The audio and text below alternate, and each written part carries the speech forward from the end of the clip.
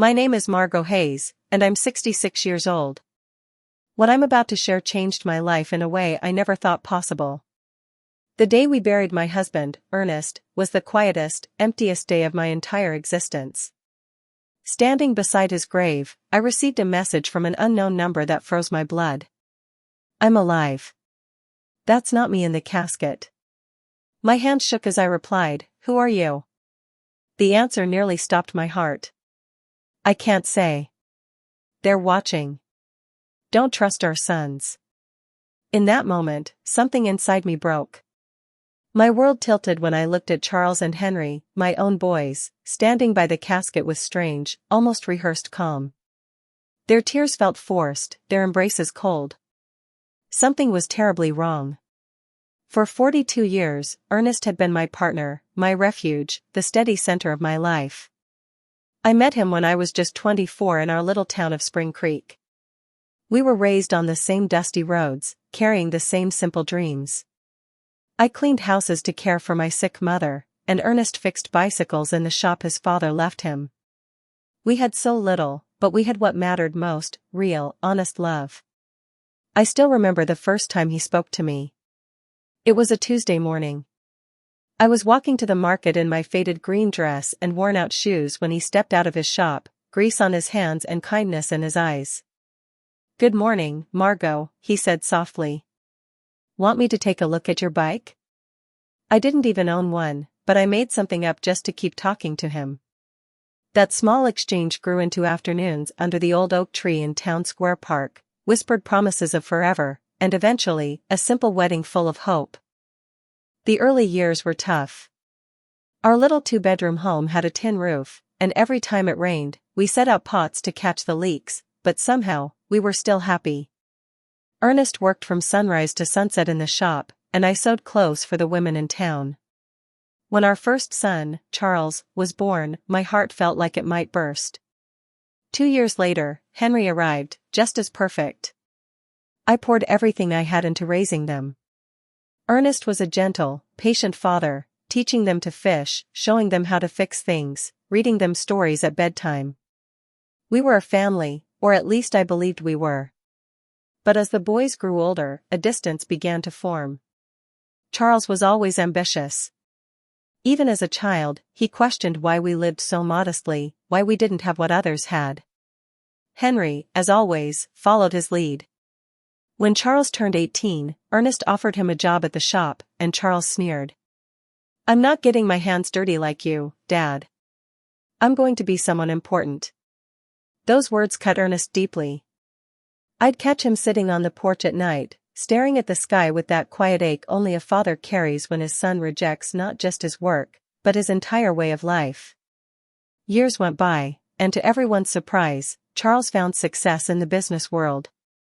Henry followed him soon after. They made more money than Ernest and I could ever dream of.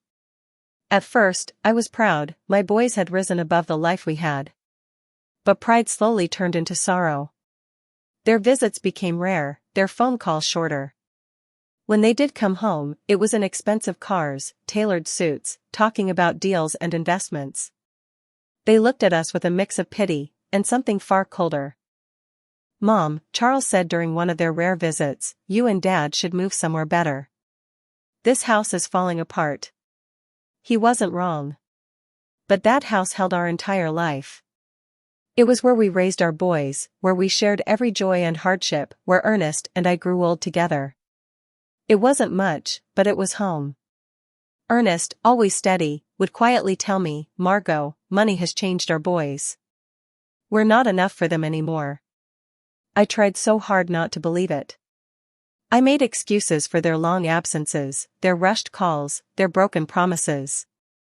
"They're building their lives," I told myself. "One day they'll come back to the loving sons we raised." But deep down, I knew Ernest was right. We had lost our boys long before I lost my husband. I just didn't know how far they had drifted. The shock came when Charles married Jasmine Albright, a city woman who never bothered to hide her discomfort with our simple life. The first time he brought her home, she stepped onto our porch in high heels that sank into the dirt, wearing a red dress that probably cost more than everything I owned. Nice to meet you, she said, barely touching my fingers with a stiff smile. Her eyes scanned our home with something that made me feel suddenly small. At dinner, she hardly ate the meal I had prepared with so much love. She moved the food around her plate, taking tiny bites here and there. Charles kept nervously apologizing for things he had never been ashamed of before. Next time we'll take them out to a restaurant, he whispered to her, thinking I couldn't hear. But I heard. Every word felt like a blade. Henry stayed single but picked up the same coldness. His visits grew rare, and even when he was home, he was glued to his phone, closing deals while I tried to talk to him. "Mom, I've got to go," he'd say, always too busy, always rushing somewhere else. Family Sundays faded away. Christmas turned stiff and distant. They'd bring expensive gifts we didn't need, stay a couple of hours, then leave with visible relief. Ernest and I grew old together in silence, finding comfort in each other. He still worked in his little shop, though his hands trembled more than before. I kept sewing, though my eyes struggled to see the stitches. We managed on what little we had, proud that we'd never asked our well-off sons for a thing. "Do you know the saddest part, Margot?" Ernest told me one evening as we sipped coffee on the porch. "It's not that they made money. It's that the money convinced them we don't matter anymore." He was right, as always. Our sons hadn't just changed their lifestyle, they had changed their hearts. We were no longer their parents. We were the past they didn't want to remember. Things worsened when Charles bought a $200,000 home in an exclusive neighborhood, and Henry followed with a $150,000 luxury condo. Suddenly our boys had fortunes we couldn't even imagine. "You should sell this house and move into a retirement community," Jasmine said during a rare visit. "There are lovely places for people your age. You'd be more comfortable." The word community hit me like a slap. After 40 years of building a home with our own hands, after raising 2 boys with everything we had, they wanted to send us away. "We don't need a home," Ernest answered with quiet dignity. "We're fine right here." But I saw the look on Charles's and Henry's faces, they agreed with her. To them, we were an inconvenience. A problem to be handled. Soon the pressure became unbearable. Charles arrived with papers, documents he had prepared without even asking us. "Mom, Dad," he said with that polished smile he used in business meetings, "I've been thinking about your future. This house is worth maybe $1,000. If you sell it, I can add some money so you can move somewhere better." To us, there was nowhere better than the place where our entire life was written into the walls. But Charles couldn't understand that. To him, everything came down to numbers. "And Dad," he continued, "it's time to retire. You're 70. You should rest." Ernest looked at him with such quiet sorrow. "Son, working isn't a burden. It keeps me alive. It gives my days meaning." "But you could get hurt," Henry added, backing his brother like always. "An accident at your age would be bad." They sounded concerned, but underneath it, I sensed something else, pushiness, urgency, a hidden agenda I couldn't quite grasp. The months that followed were tense. They kept pushing us to sell. They brought real estate agents without telling us. Had the house appraised behind our backs. Talked endlessly about what would be best for everyone.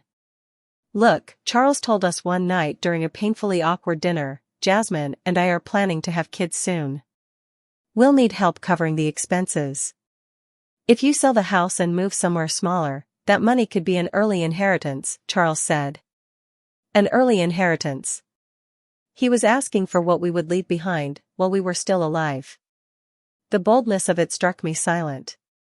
Ernest stayed calm, but I saw the tension in his jaw. "Son," he said quietly, "when your mother and I pass, everything we own will be yours. But while we're alive, our choices belong to us."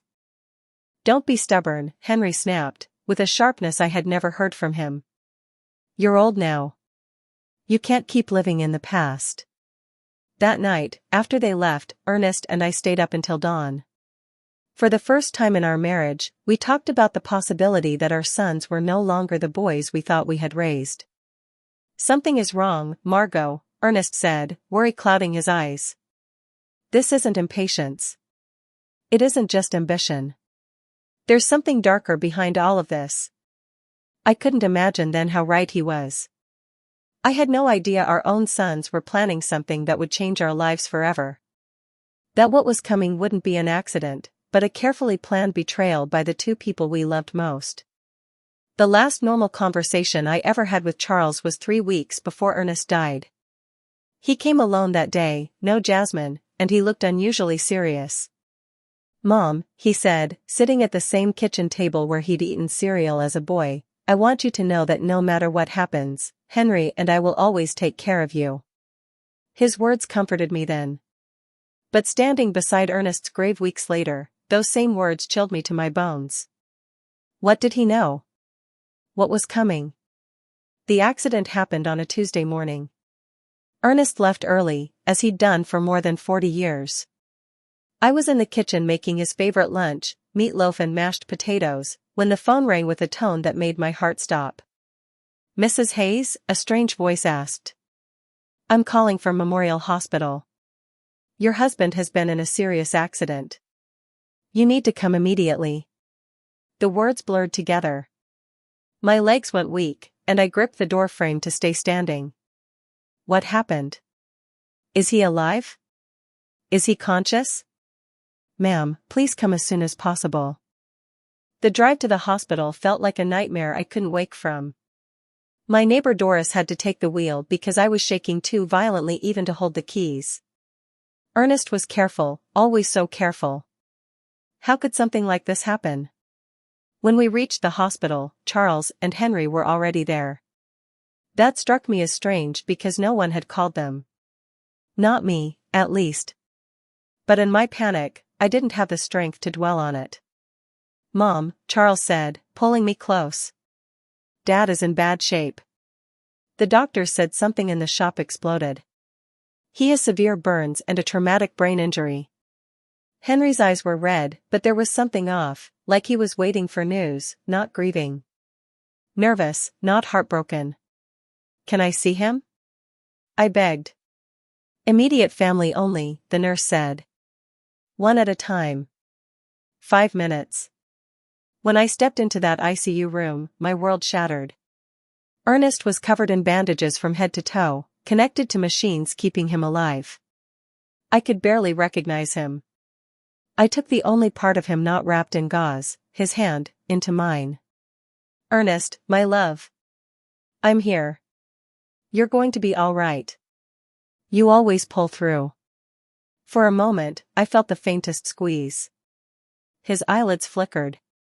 My strong, stubborn Ernest was fighting. The next 3 days were the longest of my life. I refused to leave the hospital, sleeping in cold, hard chairs. Charles and Henry stayed too, but they seemed more interested in speaking with doctors than comforting their father. I overheard pieces of conversations, insurance questions, treatment costs, policy terms. Henry asked about medical coverage. Charles made phone calls about life insurance beneficiaries. On the second day Charles said, Mom, we checked Dad's insurance. He has a $50,000 life policy. Plus workers' comp, maybe up to $75,000. Why were we talking about money while my husband was still alive? I don't care about the money, I snapped. I just want your father to recover. Of course, Mom, he said. But there was a coldness in his eyes that frightened me. A calculation. On the third day, the doctor, Dr. Patterson, a gentle older man, asked us into a small office. Mrs. Hayes, he said softly, your husband's condition is critical. The burns are infected, and the head trauma is worse than we thought. We have to be realistic. What are you saying? I whispered, though I already knew. We need to prepare for the worst, he said. He's in an induced coma. We can keep him alive with machines, but it's extremely unlikely he will ever wake up. My world collapsed around me. 42 years of marriage, an entire life built side by side, and now they were telling me it was slipping away like smoke. We want to try everything, I sobbed. No matter the cost, no matter how long it takes.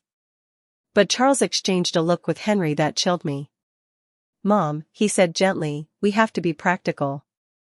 Dad wouldn't want to live like this. He always said he never wanted to be a burden." A burden. A fire lit inside me. "He's your father. Not a burden. He's the man who raised you, who worked himself to the bone to give you the best life he could." "We know, Mom," Henry said, "but we also have to think about you. The medical bills will be enormous. They could wipe out everything you have." Money. Always money. My husband was dying, and my sons were calculating costs. That night, alone beside Ernest's bed, I held his hand and whispered, "My love. I don't know what to do. The doctors say there's no hope, but I can't let you go. I can't imagine my life without you." Then something happened that still haunts me. His fingers twitched, squeezing mine with the faintest pressure. His lips moved as if he were trying to speak, but no sound came out. I screamed for the nurses. "He's responding. He's trying to talk." But by the time they arrived, Ernest was motionless again. "Involuntary muscle movement, ma'am," the nurse said gently. "It doesn't mean he's conscious." But I knew. Ernest had tried to warn me. He had fought to tell me something important. 2 days later, early Friday morning, machines began to beep wildly. Lights flashed. Nurses ran to his room. I'd been dozing in the hallway and woke to chaos. "No, no, no," I cried, rushing toward the door. They worked for 40 minutes, but nothing helped. At 4:37 a.m., Ernest was declared dead. The pain was physical, like someone had torn my heart straight out of my chest. I collapsed over his still warm body, refusing to accept he was gone. Charles and Henry arrived an hour later. They didn't look shocked, they looked ready. They brought documents, phone numbers, neatly organized plans. "We already talked to Spring Creek Funeral Home," Charles said while I was still sobbing. "We also contacted the insurance," Henry added. "The claim is already started." How could they be so prepared, so efficient, so cold, after losing their father? Something felt terribly wrong, but my grief swallowed every thought. The funeral was set for Monday. Charles handled everything without truly asking me. He chose the simplest casket, the shortest service, the cheapest options, like he wanted the whole thing over as fast as possible. "It's what Dad would have wanted," he insisted. "Something simple." But Ernest deserved more than being rushed into the ground and forgotten. The funeral day came, gray and cold, the sky heavy with sorrow. I wore my only black dress, the same one from my mother's funeral. My hands trembled so badly that Doris had to help button the back. "Be strong, Margot," she whispered, brushing my hair. Ernest would want that. But I wasn't strong. I felt hollow, like my soul had left my body. Every object at home reminded me of him, his coffee mug, his tools, his pillow with his scent still on it. When we arrived at the cemetery, I was shocked by the small crowd. Only Charles, Henry, Jasmine, Doris, me, and the pastor. For a man who'd lived 70 years in the same town, it felt wrong. "Where are the guys from the shop?" I asked. "We didn't want to bother anyone," Charles said quickly. "Dad was private. He would have preferred something intimate." But that wasn't true. Ernest loved people. He helped everyone. He would have wanted his friends to say goodbye. Why had Charles kept everything so quiet, so rushed? During the service, I watched my sons with a strange detachment. Charles looked serious enough, but his eyes kept darting to his watch. Henry was restless, distracted. Jasmine texted behind her veil. This was how they said goodbye to their father, impatient, disconnected, cold. The pastor spoke of eternal rest, of peace, of heaven. His words felt empty. I didn't want Ernest at peace. I wanted him home, drinking coffee with me on the porch like always. When it came time to throw dirt onto the casket, my legs buckled. Doris held me up as I cried uncontrollably. The thud of dirt against wood was final. Hopeless. And then, at that exact moment, my phone vibrated. A message from an unknown number. I'm alive. That's not me in the casket. My heart stopped. The words blurred. I thought grief had finally broken my mind. With shaking hands, I typed. Who are you? The reply came instantly. I can't say. They're watching. Don't trust our sons. The phone nearly fell from my hands. I grabbed it as if it were burning. Doris tried to help, but I stopped her. I couldn't let anyone else see, not until I understood. Are you okay, Mom? Charles asked, stepping closer with a concerned expression. I stared at him, searching his face for the truth. His eyes looked sincere. But now every gesture, every word, every tiny expression felt like something I couldn't trust anymore. I'm fine, I lied, slipping the phone into my purse. I just need to go home. On the drive back, those messages echoed in my mind like a haunting whisper. Was someone playing a cruel joke on a grieving widow? Or, God help me, was there a chance Ernest was still alive? If he was alive, who had we buried? And if he wasn't, who knew enough about our lives to send such specific warnings about my own sons? That night, in a house that suddenly felt colder than a grave, I replayed every detail of the past few days. Ernest's accident had been strange from the beginning. Charles claimed a machine exploded at the shop, but Ernest knew that place better than his own heartbeat. He was cautious, meticulous, borderline obsessive about safety. And another thing, how had my sons gotten to the hospital so quickly? The hospital called me first. I was the emergency contact. So how did they arrive before I even walked through the doors? Then there was the money. From the moment we got to the hospital, Charles and Henry had talked about insurance, policies, beneficiaries, like they'd been waiting for this moment.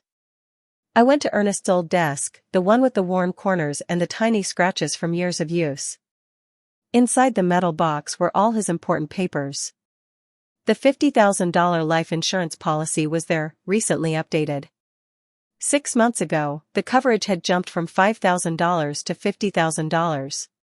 Ernest had never mentioned such a change. Who convinced him to do it? Then I found something worse, a workers' comp policy purchased 2 months before his death.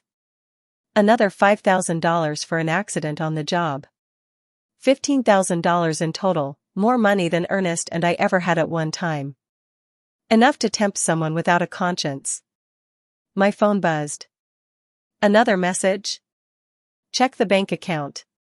See who's been moving money. This person knew too much to be a prankster. The next morning, I went to the bank we had trusted for 30 years. Mrs. Thompson, who'd known us since our boys were toddlers, welcomed me with soft eyes. Margot, I'm so sorry about Ernest. He was a good man. Thank you, I whispered. I need to see our recent statements. What I saw made my blood run cold. Large withdrawals, $1,000 in January, $3,000 in February, $4,000 in March. Money I had never authorized. Who signed for these? I asked. Your husband, Mrs. Thompson said gently. He came in himself. Said he needed repairs at the shop. Repairs? Ernest told me everything. There had been no repairs. When she showed me the receipts, I froze. It looked like his signature, but shaky, uneven. Ernest's handwriting was always steady, always sure.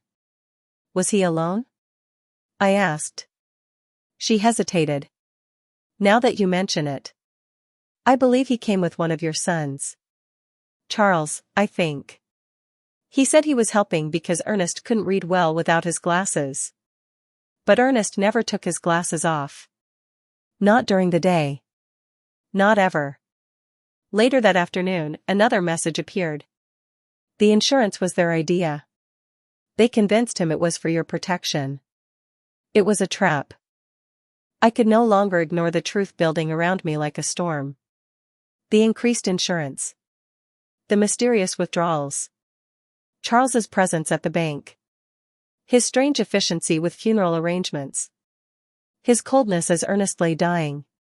But the question that kept me awake at night was the darkest of all. Had they planned Ernest's death? And who was warning me? The following days felt like walking through a nightmare. Every smile from Charles, every hug from Henry, every soft condolence felt staged, like a mask covering something unthinkable. More messages came. Go to Ernest's shop. Look in his desk. There are things you missed. So I went. For the first time since the accident. Charles claimed a machine exploded. But the shop was spotless. Too spotless. No burn marks. No debris. No sign that anything had gone wrong. Where's the machine that exploded? I whispered into the quiet room. Every machine stood exactly where it had always been, clean, intact, untouched. The welder, the compressor, the electric saw, every machine was perfectly intact. So what accident had supposedly happened? In Ernest's desk, I found something that froze the breath in my chest. A note written in his own hand, dated 3 days before his death. Charles insists I need more insurance. He says it's for Margot. But something doesn't feel right. I don't trust his intentions. Beneath it, another message. Henry brought me papers to sign. He says they're to modernize the shop, but I don't understand them. Why the hurry? My husband had felt something was wrong. He had sensed our son's intentions before he died, and I had been too blind with motherly trust to see it. Then I found an envelope with my name on it. My hands trembled as I opened it. Inside was a letter from Ernest. My dearest Margot. If you're reading this, it means something has happened to me. Lately, I've noticed strange behavior from Charles and Henry. They're too focused on money, the insurance, selling the house. Jasmine is pushing them. Yesterday, Charles warned me I should be careful, because at my age any accident could be fatal. It sounded like a threat. I love you. If something happens to me, don't trust anyone blindly, not even our sons. The letter slipped from my fingers. Ernest had seen his death coming. He saw what I refused to believe. That evening, Charles came by with a bottle of wine and a smile that now looked painted on. Mom, I've been thinking about your future, he said, pouring himself a drink without asking if I wanted one. The insurance money is in process, $15,000. How do you know the exact amount? I asked, feigning innocence. Well, I helped Dad with the paperwork. He wanted to make sure you'd be comfortable. A lie. Ernest's own note said Charles had pressured him. And what do you think I should do with that money? I asked, watching him carefully. His eyes brightened, too quickly. You could buy a smaller house, or move to a nice retirement community. Henry and I could manage your money. Make it last. Manage my money. Or drain it dry. We just want to take care of you, Mom. At your age, it's easy to get scammed. Let me think about it, I said, stalling. Of course, Jasmine said sweetly. But not too long. It's for your own good. When they left, I sat in my kitchen shaking with rage and fear. My sons, my own flesh, had murdered their father for insurance money, and now they wanted control of everything I had left. My phone buzzed again. Tomorrow, go to the police station. Ask for the report on Ernest's accident. There are contradictions. The next morning, I went to the station.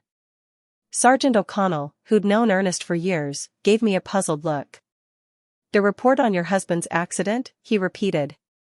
What accident, Mrs. Hayes? From the shop. The machine exploded. He checked. Shook his head. We have no report of an explosion. No workplace accident involving Ernest at all. The room spun. But my son said that's why he was in the hospital. Mrs. Hayes, according to the medical report, your husband arrived unconscious with signs of poisoning. There were traces of methanol in his blood. Enough to cause blindness, brain damage, even death. Someone should have told you. Poison. Someone had poisoned my Ernest. Why didn't anyone tell me this? I whispered.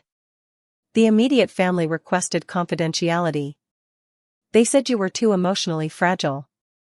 Immediate family. Charles and Henry. They had invented the explosion, silenced the hospital, and manipulated me through my grief. It wasn't suspicion anymore. It was truth.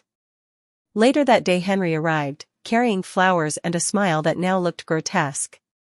How are you, Mom? You look tired. I'm fine, I lied. Just thinking about the future. That's good, he said. We think you should sell the house soon.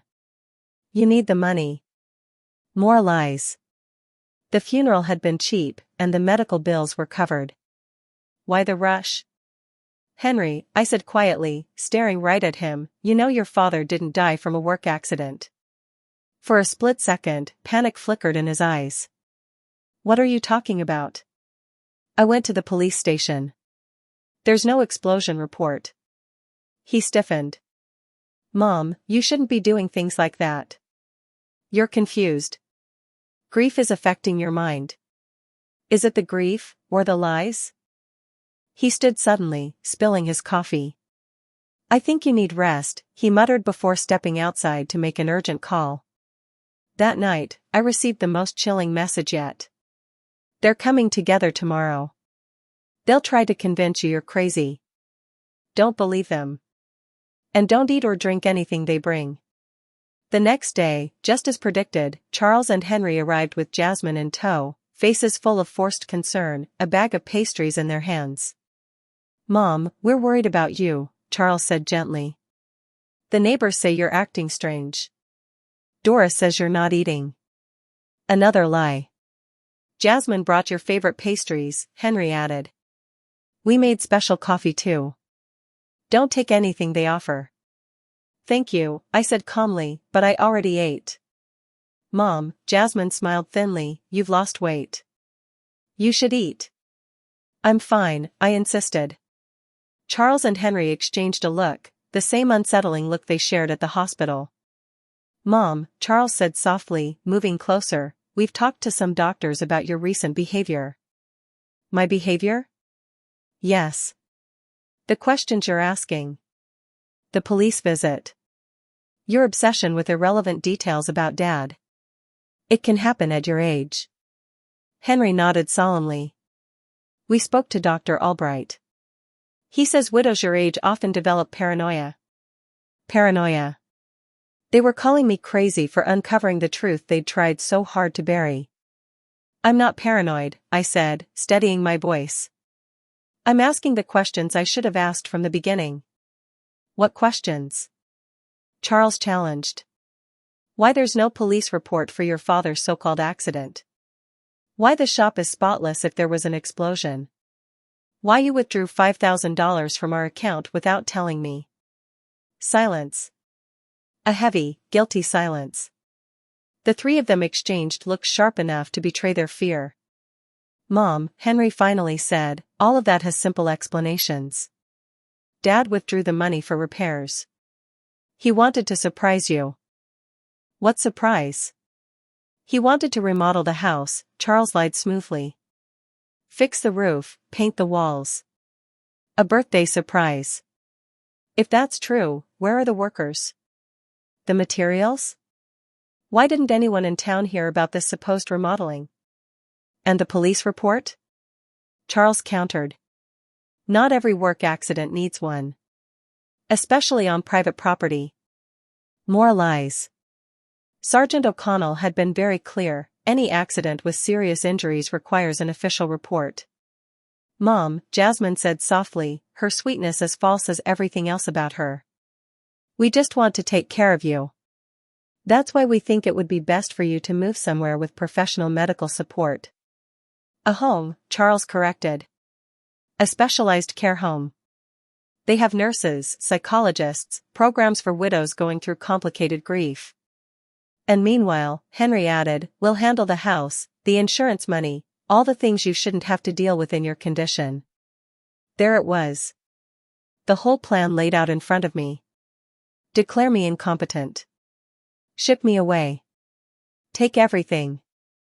They had murdered Ernest for insurance money, and now they wanted what was left of mine. And what if I refuse? I asked quietly. Why would you refuse? Charles asked with a smile that sent ice through my veins. We just want what's best for you. Because this is my home, I answered.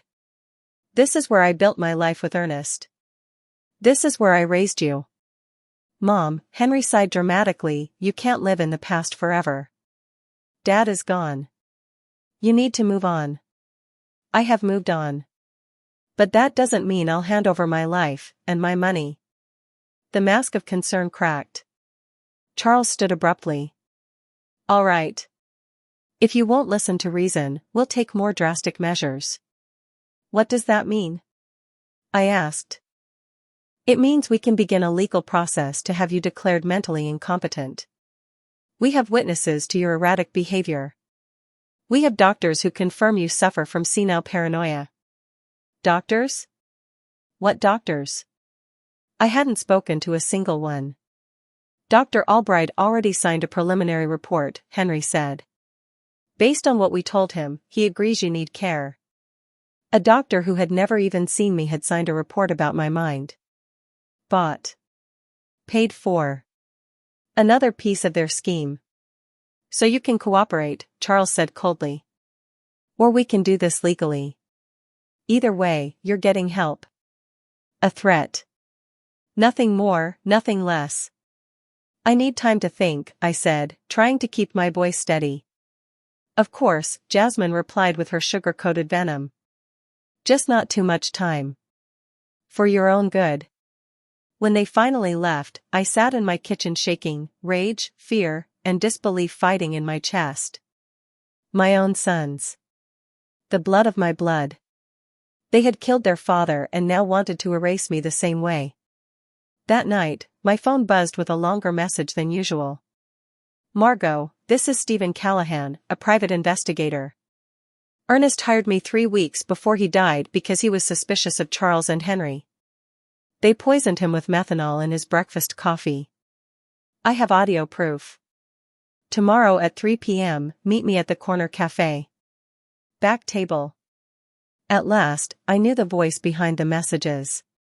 And even more importantly, I would finally have the evidence to bring justice to Ernest's death. But time was running out. My sons had shown their hand. If I didn't act fast, I'd end up locked away while they spent the money that cost Ernest his life. The war had begun. And even at 66, standing alone against 2 ruthless men, I had something they didn't. The truth. And truth always finds a way out. That night, for the first time since Ernest's death, I smiled. My husband had not died in vain. His instincts, his caution, his decision to hire a private investigator, they would bring justice. Charles and Henry had underestimated me. They were about to learn that a widow fighting for her murdered husband is a force stronger than any of their greed. The next day arrived, tense and heavy. I dressed carefully in my serious purple dress, the one I wore for important moments. If I was going to face the man who held the answers, I wanted to be ready for whatever truth he brought. At 2:30 p.m., I walked toward the corner cafe, steady, cautious. Every shadow felt suspicious. Every passerby a potential spy my sons had sent. The paranoia they accused me of suddenly felt justified. Inside, the cafe was half full. I walked straight to the back table, ordered chamomile tea, and waited. My hands trembled against the worn wooden surface. At exactly 3 o'clock, a tall, gray-haired man with intelligent eyes approached. Mrs. Hayes, he asked softly. I nodded. I'm Stephen Callahan. I'm very sorry for your loss. Ernest was a good man. He sat across from me and placed a brown folder on the table. Before I show you anything, you should know it's going to be painful. Are you ready? Stephen opened the folder and pulled out a small recorder. Ernest came to see me a month ago, he explained. He was worried about your sons. He hired me to investigate. He pressed play. Ernest's voice filled the small space between us, steady, weary, familiar. Stephen, if something happens to me, it won't be an accident. Charles and Henry have been pushing me to increase my life insurance. Yesterday Charles brought papers he said were to protect Margot, but the clauses benefited them. My heart pounded. Hearing Ernest again was like having him back, if only for a moment. Stephen continued playing recordings, Charles's voice, cold and calculated, discussing the methanol. Henry's voice explaining how the poisoning would mimic a stroke. Their plan. Their timeline. Their cruelty. Then came the photos, Charles buying methanol under a fake name. Financial records showing massive debts. Gambling losses. Desperation. Why didn't you go to the police right away? I asked. Because Charles and Henry bribed the doctor who handled Ernest's case, Stephen said quietly. They changed the official diagnosis. Instead of poisoning, the death certificate said heart failure caused by complications from a work accident. Without medical proof, the recordings alone might not have been enough to convict them. But now we have everything, I said, my pain sharpening into resolve. Exactly. And there's one more thing you need to know. A chill went through me. What? Your sons were planning to kill you, too. Stephen played the final recording, Charles and Henry's voices together. Once we get Dad's insurance money, Mom has to go next, Charles said. We can't risk her asking questions. How? Henry asked. Same way as Dad. Only this time, we make it look like a suicide from grief. A widow who couldn't live without her husband. No one will question it. And we're her only heirs.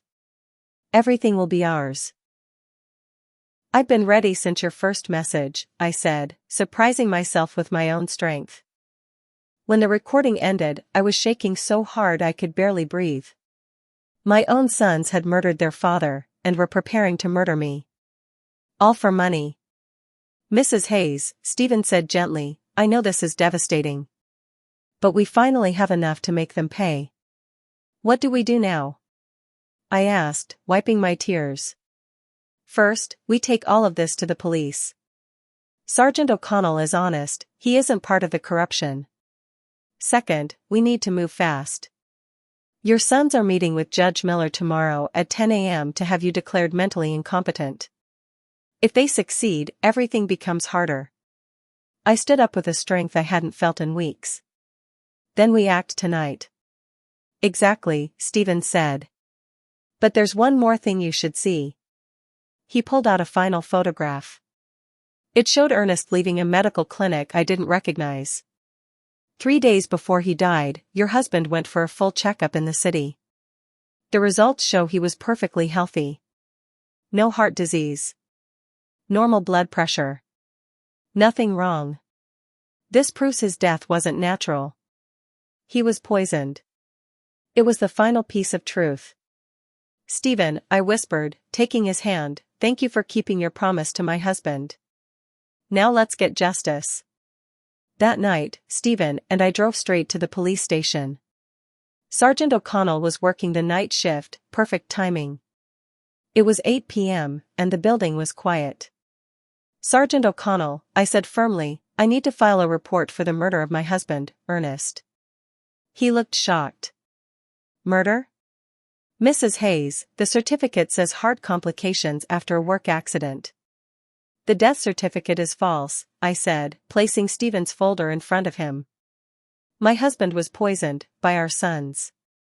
For 2 hours, we laid everything out. The recordings. The photographs of Charles buying methanol. The bank withdrawals. Ernest's clean medical exam. The recorded conversations about killing me next. With every piece of evidence, the sergeant's face darkened. This is monstrous, he murmured. Mrs. Hayes, once we arrest your sons, there's no going back. Sergeant, I said quietly but firmly, those men murdered my husband for money. They were planning to murder me. They are no longer my sons. They are criminals. We'll need to exhume your husband's body to confirm the poisoning, he warned. Are you prepared for that? Do whatever is necessary. He called the district attorney immediately. Even at that late hour, the DA came in person. After reviewing the evidence, he signed the arrest warrants on the spot. At dawn, he said, "Before they destroy anything else." Stephen walked me home afterward. "Are you sure you'll be all right alone?" he asked. "I'll be fine. I'm not afraid anymore. I have justice on my side." I didn't sleep. I sat in the kitchen staring at Ernest's photos. For the first time since his death, the pain was mixed with something else, relief. Justice was finally coming. At 6 a.m., my phone rang. It was Charles. "Mom, you need to come to Henry's house. Something terrible's happened." "What happened?" I asked, pretending to care. "I'll explain in person. Please hurry." A trap. I knew it instantly. But the police were already moving. "I'm on my way," I lied. I stayed right there in my kitchen. At 7:30, I watched police cars race toward both my sons' homes. My phone rang again and again, Charles, Henry, both panicking, but I didn't answer.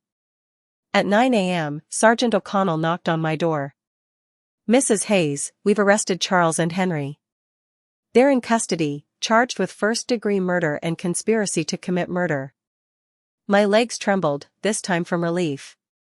How did they react? Charles denied everything until we played the recordings. Henry tried to escape through his back window. We chased him 6 blocks. That afternoon, Jasmine came to my house, crying hysterically. "Mrs. Hayes, please drop the charges. Charles isn't a bad man, he was desperate." "It's my fault too," I pressured him. "Jasmine," I said, calm and cold, "your husband murdered my husband. He planned to murder me. There is no excuse." "But we're family," she screamed. "The family died the day you decided to kill Ernest," I said. "Now leave my house." 3 days later, Ernest's body was exhumed. The lab confirmed it, lethal methanol. It became the biggest scandal the town had seen in years. People called it the cruelest crime of the decade. More details emerged. Charles owed $70,000 to illegal lenders. Henry had blown $40,000 gambling. They had increased the insurance policies so drastically that even Ernest suspected something. The doctor who falsified the death certificate had been paid $5,000. He was arrested, too. Stephen explained Ernest's plan to me. "Your husband was smarter than they ever knew. He sensed danger. He hired me to protect you if something happened." "Did he know they'd kill him?" I asked. "Not exactly. But he knew something was wrong. Even in his final days, Ernest had been fighting for me. Protecting me. Making sure the truth would come out." 2 months later, the trial began. The courtroom was packed, reporters, neighbors, strangers.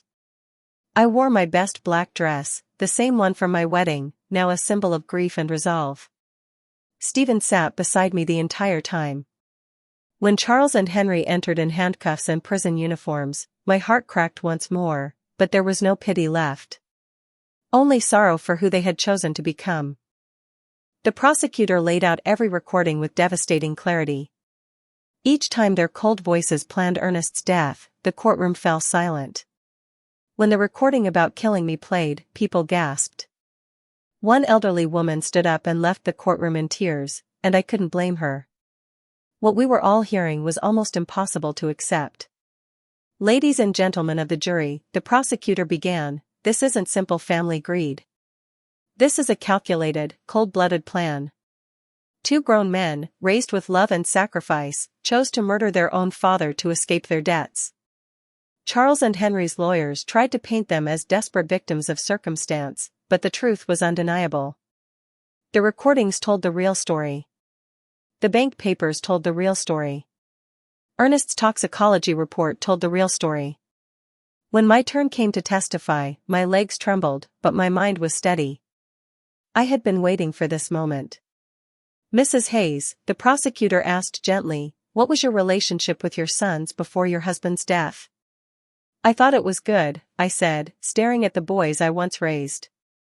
I loved them. I sacrificed everything for them. Their father worked himself to the bone to give them the best we could. I never imagined love would one day become the reason for his murder. At any point, did you suspect they could hurt your husband? No. That is the deepest wound of all. I trusted them. When they told me Ernest had an accident, I believed every word. When they rushed the funeral, I thought it was grief, not guilt. Charles stared down at the table. Henry looked at me defiantly, but tears glimmered in his eyes. Too late. Too late for remorse. The most heartbreaking moment came when the prosecutor played the full recording of them planning my murder. Once we get Dad's insurance money, we need to get rid of Mom, too. A wave of horror swept through the courtroom. People turned to look at me with shock and pity. How did you feel when you first heard this? The prosecutor asked. I realized I had lost my sons long before I lost my husband, I said, my voice shaking but firm. The babies I once held, the boys I comforted, they were gone. Two strangers replaced them, strangers who would kill for money. The defense tried to twist my words, saying grief clouded my judgment. But the recording spoke louder than any accusation. Stephen testified next, explaining how Ernest had hired him because he feared his own children. The medical examiner confirmed the methanol poisoning and described how it slowly destroyed Ernest from the inside. After 3 days of wrenching testimony, the prosecutor delivered his closing argument.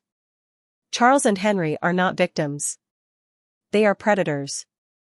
They murdered their father and planned to murder their mother. They deserve justice, not sympathy. The jury deliberated for 6 long hours. When they returned, you could hear the room breathing. In the case of the state versus Charles Hayes and Henry Hayes, we find the defendants guilty. The courtroom erupted. Charles collapsed, sobbing. Henry stared straight ahead, empty. On the charge of conspiracy to murder me, the verdict was the same, guilty. The judge sentenced them both to life in prison, with no possibility of parole for 30 years. A weight lifted from my chest. Justice, finally, had come for Ernest. After the trial, people hugged me, cried with me, held my hands. Doris whispered, "Margot, he can rest now." That night, my house felt different. It wasn't filled with betrayal anymore. It felt like home again, our home, the one Ernest and I built over 42 years. A week later, Stephen came to check on me. "How do you feel?" "At peace," I told him. "For the first time since Ernest died, I sleep through the night." I donated Ernest's life insurance to a foundation for victims of family crimes. I couldn't touch money soaked in blood. My own savings were enough for a quiet life. 6 months later, a letter arrived from prison. It was from Charles. "Mom, I don't deserve forgiveness. We destroyed our family for $5,000. Tomorrow, I will end my life. I can't live with what we did. Tell Dad we're sorry." I wasn't able to stop him. Charles was found hanging in his cell the next day. Henry, upon learning of his brother's death, suffered a complete nervous breakdown and was transferred to the prison psychiatric hospital. Today, 2 years after the trial, I live quietly and peacefully in my small house. Ernest's shop has been transformed into a garden, where I grow flowers to lay on his grave every Sunday. Stephen has become a close friend, visiting regularly to make sure I'm well. Sometimes neighbors ask if I miss my sons. The answer is complicated. I miss the children they once were, but those children died long before Ernest did. The men they became were strangers, sharing my blood but not my heart. I've learned that true family is defined not by blood, but by love, loyalty, and respect. Ernest was my family for 42 years. The friends who stood by me during the trial are my family now. Justice didn't bring Ernest back, but it gave me peace. On quiet nights, when I sit on the porch where we once shared coffee, I swear I can feel his presence, proud of me for being strong enough to do what was right, even when it meant losing my sons forever. 5 years have passed since that terrible day when the first message changed my life forever. I am now 71, my hair completely white, a reflection of the storms I have faced. Yet my eyes, Doris tells me, shine with a peace they didn't have before. The house Ernest and I built is my refuge. I've painted the walls a soft yellow, his favorite color, and my garden blooms with red roses, white carnations, and sunflowers that always reach for the light, just as he taught me. Stephen Callahan became more than the investigator who helped me get justice, he became my chosen family. Every Wednesday, we share coffee on the porch. Sometimes he asks if I regret reporting my sons. Never, I always answer. Truth hurts, but lies destroy the soul. The Ernest Hayes Foundation for Victims of Family Crimes has grown beyond my dreams. It helps dozens of families every year, providing psychologists, lawyers, and private investigators so no one else must suffer in silence. 6 months ago, a woman named Eleanor came to me, suspecting her brother had killed her mother for inheritance. Her story mirrored mine, and the foundation gave her the support she needed. 3 months later, her brother was convicted. She hugged me, crying, "Mrs. Hayes, you saved my life. If you hadn't had the courage to report your own sons, I never would have had the courage to report mine." Moments like that make all the pain worthwhile. Henry is alive, but broken. Charles's suicide shattered him. He now lives in guilt and paranoia, haunted by the image of Ernest visiting him in the night. He has tried to end his life multiple times, but guards keep watch. His letters arrive occasionally, desperate, incoherent apologies. I keep them in a shoebox. Maybe I'll read them someday. Maybe not. My peace comes first. Jasmine vanished after the trial, rumored to have moved and changed her name. I don't blame her. The last name of a murderer must be heavy to carry. Sometimes I wonder if she knew the truth, if she silently aided Ernest's murder, but those questions belong to the past. I live in the present. Spring Creek will never forget the case. Some see me as a hero, others as cruel. I no longer care. I know the truth, and it has given me peace.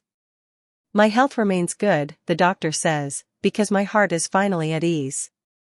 On Sunday mornings, I cut flowers from my garden and visit Ernest's grave. His headstone reads, "Ernest Hayes, beloved husband, betrayed father, honorable man. His love was stronger than his death." I tell him everything, about the foundation, the families we've helped, the letters of thanks we've received. I feel his approval in the wind through the trees. Do you know what's strange, my love? I say each week. I no longer feel pain when I think of Charles and Henry. I only feel pity. They had all the love in the world and chose hate. They had a chance to be honorable men, and they chose murder. Last week, a city reporter asked what advice I'd give others facing family betrayal. Family is never an excuse for crime, I said. Love is not blind. Love with boundaries is true love. If someone claiming to love you can harm you for money or convenience, they do not love you at all. And it's never too late to seek justice, no matter who the culprit is. This year, on the 5th anniversary of Ernest's death, I organized a memorial ceremony. Over 200 people came. Families, friends, victims of betrayal, all gathered to honor his life and the lesson his death left behind, that courage, truth, and love are stronger than even the deepest treachery. Neighbors, members of the foundation, families we have helped, local authorities, they all came together that day. It was beautiful to see how Ernest's death, which began as a personal tragedy, had transformed into a force for good in so many lives. Stephen gave an emotional speech. Ernest Hayes died because of his son's greed. But his legacy lives on in every family that finds justice thanks to his wife's courage. Evil tried to destroy his story, but good turned it into hope for others. At night, before I go to sleep, I sometimes take out old photographs of Charles and Henry as children. I see them playing in the yard, hugging their father, laughing with me at past Christmases. I allow myself to cry for those innocent children who once existed before greed corrupted them, but I no longer cry for the men they became. Those men chose their own destiny. My story grew bigger than my personal tragedy.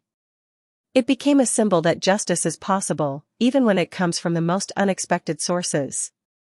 A 66-year-old widow proved that truth is more powerful than lies, that true love is stronger than betrayal, and that it is never too late to do the right thing. Tomorrow is Wednesday, and Stephen will come for coffee as always. I'll make his favorite pastry and tell him about the thank you letters that arrived this week. Afterwards, we'll work together in the garden, planting new flowers for spring. Life goes on, simpler, but more authentic than before. I've learned that true family is not about shared blood, but about shared values, mutual respect, and a love that never turns into harm. Ernest, wherever you are, I hope you know that I kept the promise I made to you by your grave that terrible day. I found the truth. I sought justice. And I turned our pain into hope for others. Your death was not in vain, my love. Did you enjoy my story? Which city are you listening from? Let's meet in the comments. If you liked it, you can support me with a super thanks so I can continue bringing more stories like this. Thank you for your sweet support. I can't wait to read your comments. On the screen, you'll see 2 more life stories I highly recommend. There's so much more on my channel, so don't forget to subscribe. See you in the next story.